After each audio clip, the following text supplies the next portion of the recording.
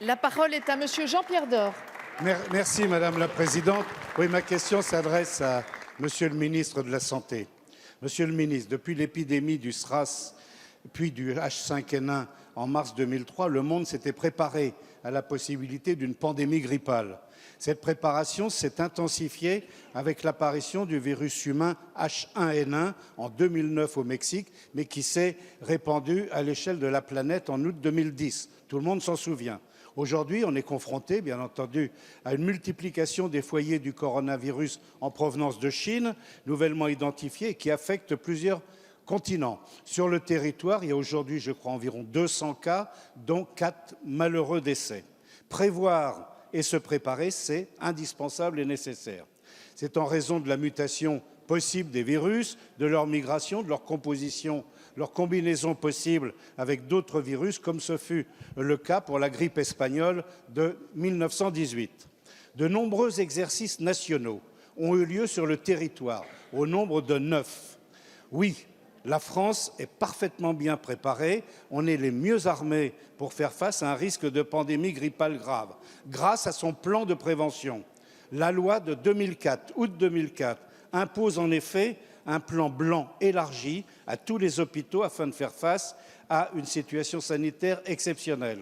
La loi du 5 mars 2007 a créé la réserve sanitaire qui peut être mobilisée rapidement en renfort. Monsieur le ministre, c'est tout cela l'héritage des gouvernements précédents, en particulier le gouvernement de Nicolas Sarkozy. En 2006, 200 millions de masques FFP2, 6 000 respirateurs ont été stockés. Je souhaiterais savoir ce qu'ils sont devenus, quel est leur état. 550 millions ont été aussi commandés par vos prédécesseurs. Une gestion de crise ne s'improvise pas. Le problème fondamental aujourd'hui, c'est de dire que la gestion n'est pas seulement sanitaire, mais aussi politique. Merci. La parole est à Monsieur Olivier Véran, ministre des Solidarités et de la Santé. Madame la Présidente, Mesdames et Messieurs les députés, Monsieur le député Jean-Pierre Door. D'abord, vous informer un point d'étape qu'à 13 h, il y avait 204 cas positifs de coronavirus sur le territoire et que nous avons à déplorer un 4e décès, en l'occurrence un homme de 92 ans, dans le département du Morbihan. Vous dire, parce que vous posez une question qui est intéressante, Monsieur Door, et vous êtes un fin connaisseur de l'histoire des crises sanitaires et de la santé publique dans notre pays. Vous rappelez qu'en 2011,